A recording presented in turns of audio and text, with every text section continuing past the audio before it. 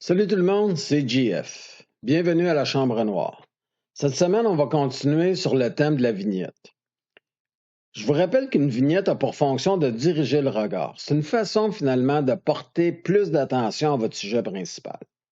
Je vais donc vous montrer comment créer une vignette de toutes pièces. Lors de la première capsule, j'ai utilisé le fil de Camera Raw. C'était une façon automatique de poser une vignette. Mais là, on va la créer et de cette façon-là, on va avoir plus de contrôle sur l'application de celle-ci sur notre image. Avant de débuter, je voudrais répondre à une question que j'ai reçue, qui m'a été posée après la diffusion de la première capsule. On m'a demandé à quel moment j'applique une vignette. C'est facile, c'est à la fin. C'est la dernière chose que je fais pas mal tout le temps. Je vous dis pas mal tout le temps parce que j'applique pas une vignette de façon systématique à toutes mes images. Pour certaines, ça va, pour d'autres, j'en mets pas du tout. Ce qui m'amène à vous parler des recettes. Il y a des gens qui aimeraient ça qu'il y ait des recettes en photographie. Ben, il n'y en a pas de recettes en traitement d'image.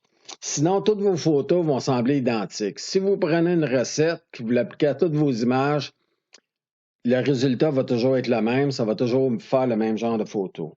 Chaque image est différente, donc chaque image demande un traitement qui lui aussi est différent. On va donc revenir à nos vignettes. Finalement, une vignette, là, c'est une technique qui éclaircit votre sujet et qui assombrit son contour. C'est pas plus compliqué que ça. Fait qu'on va débuter la capsule de cette semaine. Fait que ce que je vais faire ici, c'est mettre l'emphase, évidemment, sur la grenouille. Fait que la première chose que je vais faire, c'est que je vais aller chercher mon outil de sélection ici et je vais prendre l'elliptique Marquee Tools ou, j'imagine en français, elliptique, outil elliptique. Fait que ce que je vais faire, je vais commencer par faire une forme à peu près de la grenouille.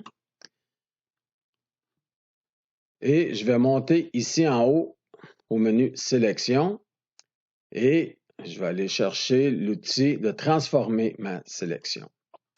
Ici, pour le bouger, tout ce que j'ai à faire, c'est de cliquer dans le milieu et de le diriger vers ma grenouille.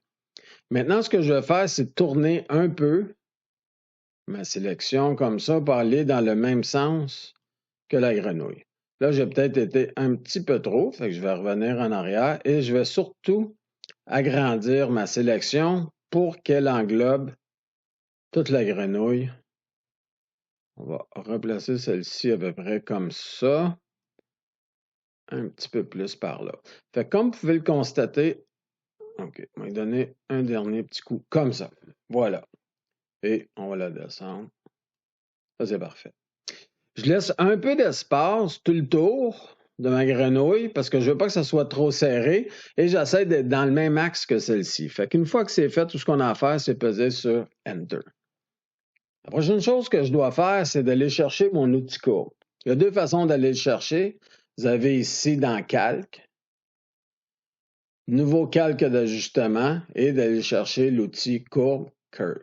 Sinon, vous allez ici, où sont les petits icônes, celui qui est en demi-lune, vous cliquez dessus, courbe Curve.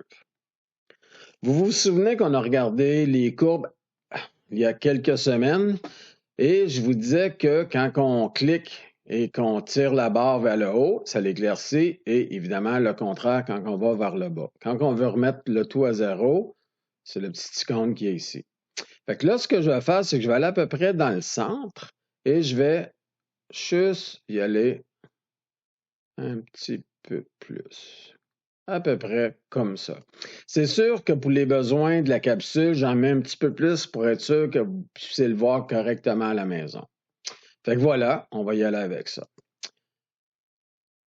Par contre, là, vous allez me dire, ouais, mais ça paraît un petit peu. Évidemment que ça paraît un petit peu, fait qu'on va pallier à ça. Ce qu'on va faire, c'est qu'on va monter en haut au menu Filtre. On va aller dans Blur et on va aller chercher Gaussian Blur. Ce qui va nous permettre de faire disparaître tranquillement le contour de notre sélection. Fait qu'on y va doucement. D'habitude, ça en prend quand même assez. Vous direz peut-être pas autant que ça. On va descendre.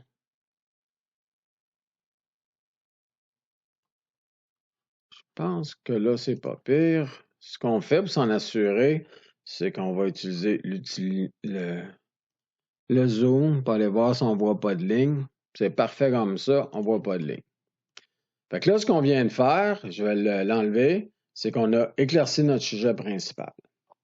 C'est la première partie. Maintenant, ce qu'il faut faire, c'est ajouter une autre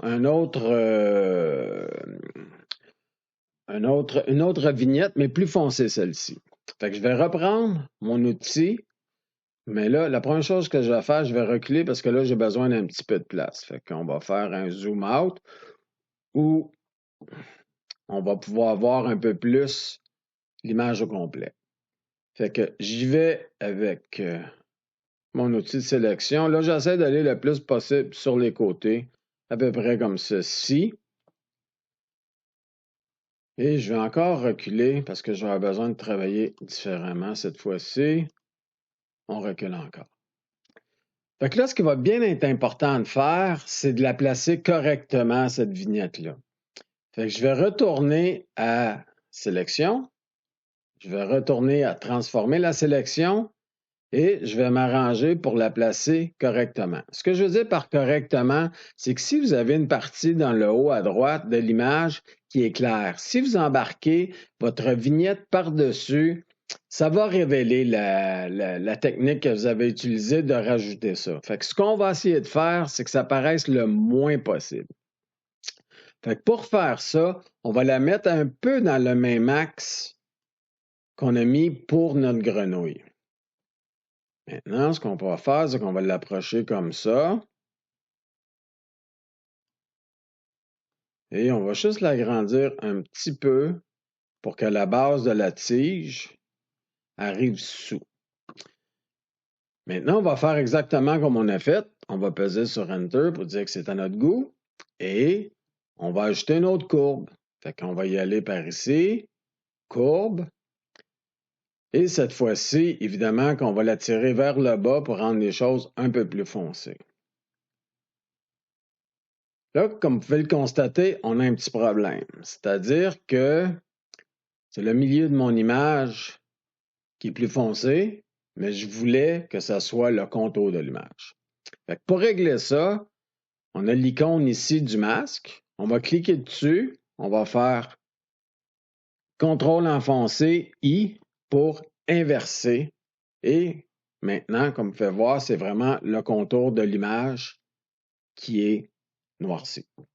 On va appliquer exactement la même technique. On va aller à Filtre pour enlever le côté. Ici, là, la ligne qu'on voit.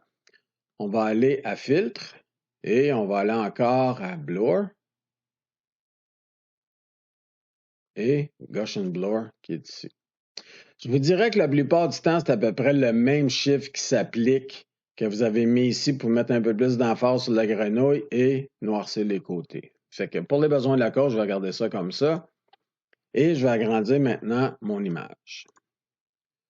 Je vais enlever les corrections qu'on a faites et je vais les mettre une à une. Fait qu'on est parti de cette image-là.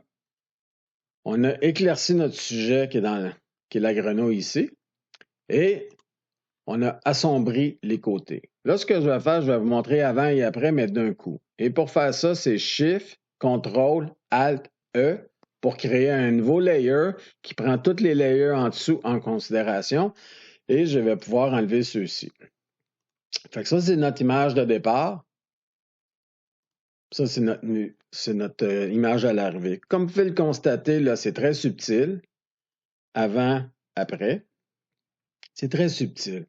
C'est comme ça qu'on fait des améliorations à une image. On y va petit par petit, parce que si ça paraît trop, les gens vont dire « Ah, tu as utilisé Photoshop, c'est Photoshop ». Les gens, après ça, ne regardent plus votre image. Fait que il y a des tells, c'est comme au poker, il faut faire attention. Quand vous avez des zones claires et ils deviennent subitement foncées, comme là, mais là, ça dit aux gens que vous avez appliqué une vignette parce que la plupart là, des vignettes sont faites, je vais prendre ici, sont faites à peu près comme ça.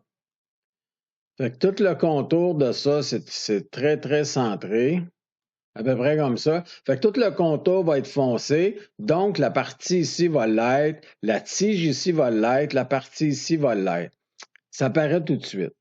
Tandis que là, de la façon que je fonctionne, c'est que d'y aller petit peu par petit peu. On ajoute la partie claire au début et on ajoute la partie foncée. Et il n'y a pas personne qui peut savoir que la photo originale n'était pas exactement comme ça. Fait que voilà, c'est une vignette intermédiaire qui se fait, c'était plus long de vous l'expliquer que l'affaire. L'affaire, c'est vraiment 2, 3 minutes. C'est toujours de prendre le temps de penser quel axe que vous avez donné à votre vignette, justement, pour pas qu'elle ait l'air très centrée. De mettre l'accent sur votre sujet principal, puis après ça, de noircir les contours pour diriger le regard vers votre image, votre sujet principal. Fait que sur ce, portez-vous bien, puis on se revoit la semaine prochaine.